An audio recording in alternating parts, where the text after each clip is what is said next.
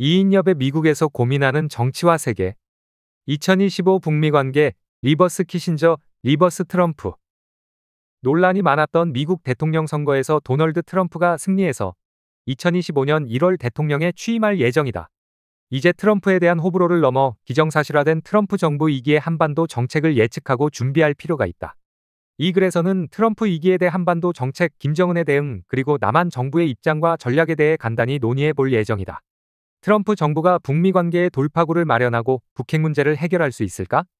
난제 중에 난제인 북핵 문제를 완전히 해결할 수 있을지는 의구심이 들지만 적어도 트럼프가 김정은과 정상회담을 다시 시도할 가능성은 매우 높다.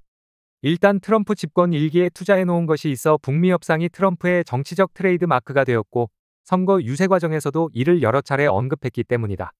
2017년에는 전쟁 위기까지 갔던 북미 관계를 협상 무드로 전환하는 데는 문재인 대통령의 한반도 평화 프로세스와 중재 외교가 결정적이었다.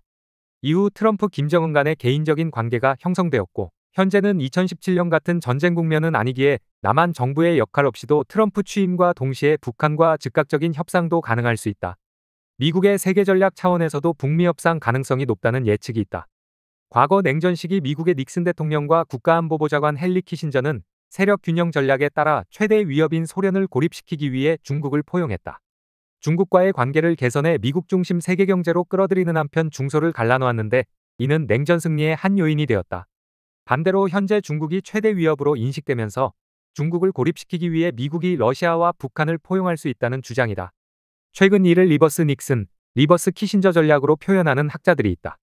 한 예로 2020년 7월 23일 마이크 폼페이오 전 국무장관은 중국이 자유세계에 끼치는 위협을 경고하며 그에 대응하기 위한 민주국가들의 새로운 동맹을 촉구하는 발언을 했다. 이 자리에서 중국을 견제하기 위해 러시아와도 연대할 수 있냐는 질문에 그는 러시아와 협력할 기회가 존재한다고 답변한 바 있다. 미국에 있어 최악의 시나리오는 적대 세력인 중국, 러시아, 북한, 이란이 함께 연대하는 것이다. 세계 최강국 미국이지만 쇠퇴의 징후가 나타나는 지금 이들 모두를 적으로 상대하기는 벅차기 때문이다. 그런데 바이든 정부는 전임인 트럼프의 관세 정책을 상당 부분 유지한 데다 기술 전쟁도 시작하면서 중국과 갈등 관계를 지속했다. 또 러시아 우크라이나 전쟁을 지원하면서 러시아와도 적대 관계를 강화시켰는데 한미일 안보협력 강화가 북, 중, 러의 결속을 자극했다고 볼 수도 있다. 세력 균형 차원에서 보면 이것이 전략적 실수라는 비판이 가능하다. 반대로 트럼프가 유난히 러시아의 푸틴이나 김정은에 대해 호의적인 언급을 자주 하는 것에 대해 스트롱맨에 대한 개인적인 호감과 동경이라는 해석을 넘어 이러한 리버스 키신저 전략의 일환이라는 설명도 존재한다. 트럼프가 러시아 우크라이나 전쟁을 종식시키겠다고 공언하고 김정은과 대화하겠다고 언급했던 부분들을 이렇게 해석한다면 북미 협상의 가능성이 더 높다고 생각된다. 물론 이에 대한 반론도 있다. 아무리 중국이 문제라도 우크라이나에 대한 침략 전쟁과 인권 유린을 저지른 권위주의 체제인 푸틴의 러시아, 그리고 역시 핵개발과 독재, 인권 문제가 심각한 북한을 미국이 어디까지 포용할 수 있는가 하는 지적이다. 북미 협상의 가능성을 높여주는 다른 요인은 트럼프가 북을 핵보유국으로 인정해주거나 CVID가 아닌 비확산, 동결, 군축 등보다 현실적인 목표로 협상을 하고 북미 관계 정상화를 추진할 수 있다는 가능성 때문이다. 트럼프 측은 부인했지만 미국 시사잡지 폴리티코에는 트럼프가 재집권하면 북한의 기존 핵무기를 보유하게 하고 대신 더 이상의 핵무기 개발을 중단하는 대가로 보상을 해주는 방안을 고려한다는 기사가 나오기도 했다. 트럼프 1기의 협상이 좌초된 것은 결국 리비아 모델과 함께 CVID를 협상의 조건으로 내세우는 등 북한이 받아들이기 어려운 일방적인 요구를 했기 때문이었다. 그런데 최근 북핵 문제를 대하는 미국의 접근에 변화가 나타나고 있다. 트럼프는 선거 유세에서 김정은을 지칭하며 많은 핵무기를 가지고 있는 누군가하고 잘 지내는 것은 좋은 일이라고 언급했는데 북을 실질적인 핵보유 국가로 인정하는 듯한 뉘앙스를 풍긴다. 이에 더해 미국 민주당과 공화당의 대선 정강 정책에서 한반도 비핵화 용어가 삭제된 것도 눈여겨볼 부분이다. 과거 2016년과 2020년의 공화당 정강에서는 CVID에 기초한 강경한 북핵 원칙이 포함되었던 반면 지난 7월 발표된 공화당 정강에서는 북한 비핵화에 대한 언급 자체가 사라졌다. 또한 한미 연례안보협의회에서 윤석열 정부 측 김용현 국방부 장관의 강력한 요구에도 한반도 비핵화라는 언급이 빠졌다는 것도 주목할 점이다. 이런 변화는 CVID에 기초한 비핵화라는 엄격한 기준을 내세우기에는 이제 북의 핵 능력이 상당히 고도화되었고 북이 대륙간 탄도미사일에 핵을 장착해 미국 본토를 공격할 수 있는 즉각적인 위협부터 감소시켜야 한다는 현실 인식에서 온 것으로 보인다. 과거 20에서 30여 개로 추정되던 북의 핵무기는 이제 60에서 80여 개로 추정되고 있으며 북한 수준으로 핵무기를 개발한 후 완전한 비핵화를 수용한 경우는 아직 없다. 결국 미국 내의 학자와 정책 결정자들도 북한의 핵을 현실로 인정하고 협상하자는 기류가 형성되는 중이다. 이와 관련 평화네트워크의 정욱식 대표는 트럼프 일기의 문제를 한반도 비핵화를 협상의 입구로 두었던 것으로 지적하며 이기에서 이것을 출구 쪽으로 가져갈수록 협상 가능성이 높아질 것이라 설명했다. 또한 북한이 ICBM 동결, 핵실험 중지와 풍계리 핵실험장 완전 폐쇄 그리고 영변 핵시설 폐기 등 추가적인 핵무기 생산 중단 조치를 하고 미국이 상응 조치로 한미연합훈련과 미국의 전략자산 전개 중단이나 축소, 대북제재 완화와 북미 관계 개선, 한반도 긴장 완화 방안, 더 나아가 정전체제의 평화체제로의 전환 등을 논의할 수 있지 않을까 예측했다. 마지막 단계, 즉 출구가 비핵화다. 이와 유사하게 경남대 군사학과의 조성열 박사는 과거 하노이 회담의 잠정합의문 내용처럼 북이 영변 시설을 완전히 폐기하고 ICBM을 전량 폐기한다면 미국은 대북제재 부분 하나, 주한미군 일부 감축, 대규모 한미군사훈련 중단, 전략자산 정례적 방안 중단, 북미 연락사무소의 상호 설치 등을 고려할 수 있다고 예측했다. 트럼프 2기의 인적 구성도 북미 협상 가능성을 높게 보는 요인이 된다. 과거 북미 협상의 한계로 관료와 야당의 반발이 있었는데 볼튼과 폼페이오 등은 하노이 협상의 방해자 역할을 했다. 하노이의 실패 이후 트럼프는 볼튼에 대해 강한 비판을 이어갔고 폼페이오도 다시 기용하지 않겠다고 했다. 첫 임기를 보냈던 트럼프는 렉스 틸러슨 국무장관, 제임스 매티스 국방장관, 마크 밀리 합참의장 등과 지속적인 의견 차이를 경험했고 소위 어른들의 축이라 불렸던 이들은 트럼프의 무리한 정책을 가능한 견제하려고 노력했음이 드러났다. 이에 트럼프는 딥스테이트를 해체하겠다는 주장을 이어왔고 트럼프 주니어도 트럼프 2기에는 충성도를 우선시하고 대통령보다 더 잘 알고 있다고 생각하는 사람은 고용하지 않을 것이라고 언급한 바 있다. 이런 점에서 트럼프가 집권 2기에는 자신의 입맛에 맞는 인물들을 강요로 임명하고 관료들의 견제를 넘어 북한과 과감한 협상을 할 가능성이 있다는 주장이 나온다. 또한 적어도 중간선거까지 트럼프 2기의 첫 2년은 행정부는 물론 의회와 대법원까지 트럼프가 장악하게 되는데 이러한 특수 상황도 북미 협상의 한 기회가 될 수 있다. 구체적으로 최근 알렉스 웡이 트럼프 2기 백악관 수석 국가안보 부보좌관에 발탁된 것이 주목을 받고 있다. 그는 트럼프 1기의 국무부에서 대북정책 특별부대표와 동아태 부차관보를 맡아 북협상 실무를 담당했었다. 폼페이오 국무장관이 2018년 6월 싱가포르 북미 정상회담 이후 후속 협상을 위해 2018년 7월 평양을 방문했을 때 동행하기도 했고 스티븐 비건 대북특별대표가 2019년 말 국무부 부장관으로 승진해 더 큰 역할을 맡게 된 이후에는 웡이 대북특별부대표로서 북미 협상 실무를 총괄한 바 있다. 현재까지 1기 대북 협상가인 중 2기에 입성한 유일한 인물인데 과거 김정은과의 회담에서 역할을 잘했다는 이유로 2기에 발탁된 것은 트럼프의 북미 협상 의지를 보여준다. 또한 트럼프는 폭스뉴스 진행자인 피트 헤그세스를 국방장관으로 지명했는데 그도 김정은과의 교류, 해외 미군 철수 등을 옹호한 바 있다.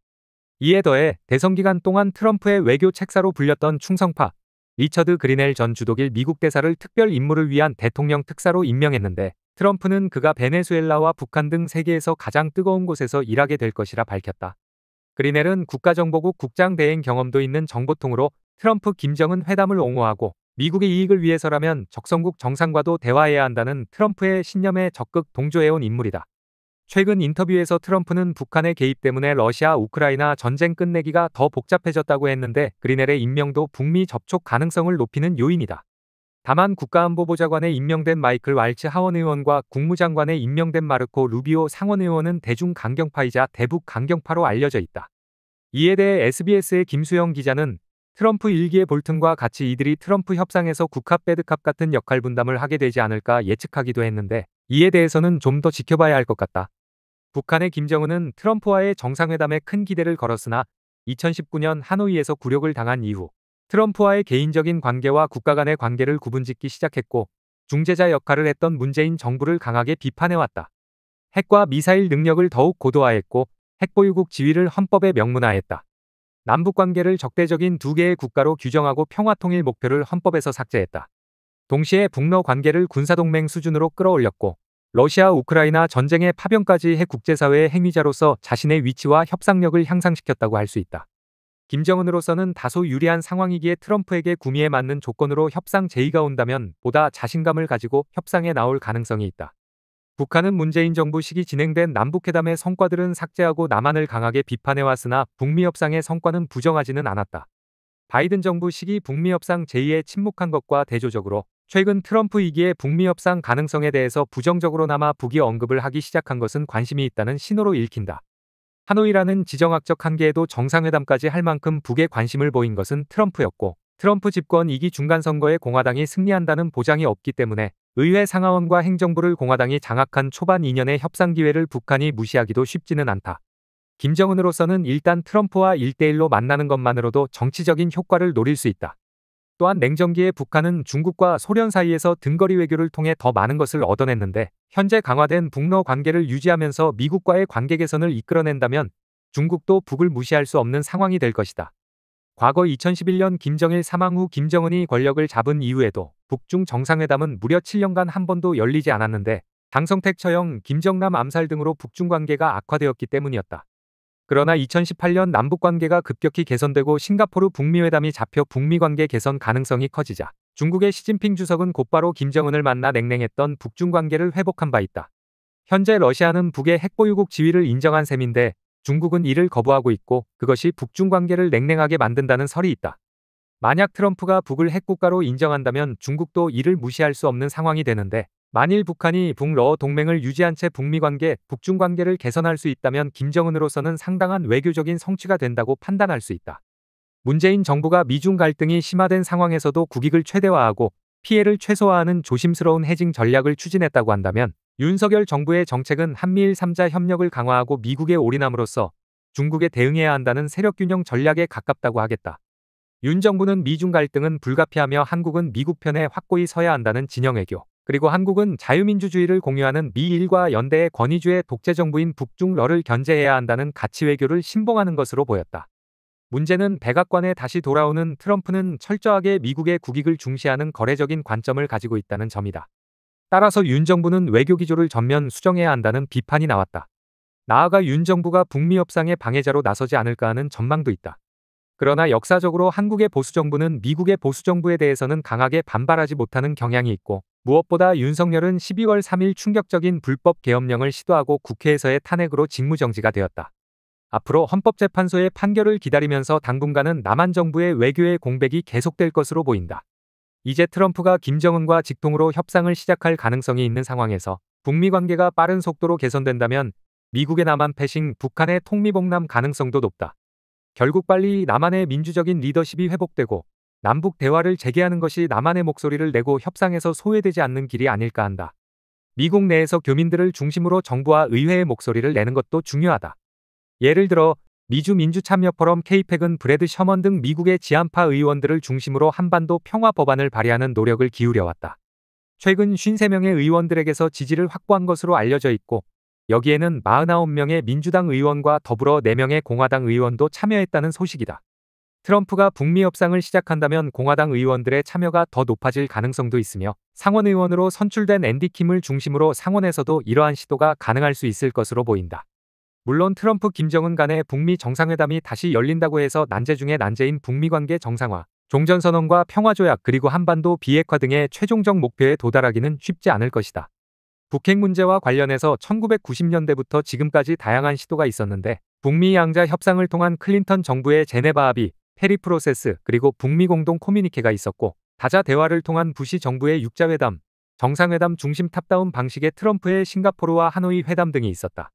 그런 다양한 노력에도 근본적인 해결의 한계가 있었던 것은 북미 간의 뿌리 깊은 불신과 협상국의 국내 정치적 변화로 인해 협상이 중단되거나 일방적으로 상대의 행동과 양보를 요구하며 협상이 더 진전되지 못했기 때문이다.